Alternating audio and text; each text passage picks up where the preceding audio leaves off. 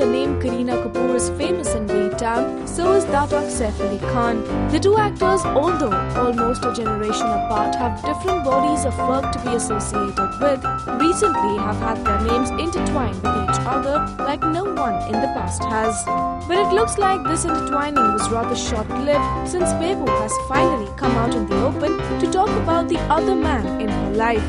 Yes, she confesses in full press view. Check out Kareena describing how her new eye candy looks. He has rosy cheeks, big eyes, lovely lashes, and the most amazing lips.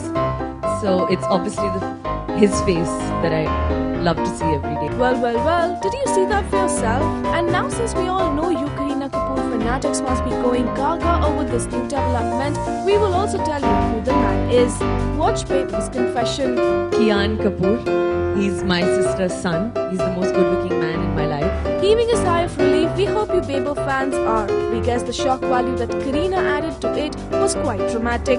With cameraman Puneet Rawat, this is Dipti Ranglani for Rajshri.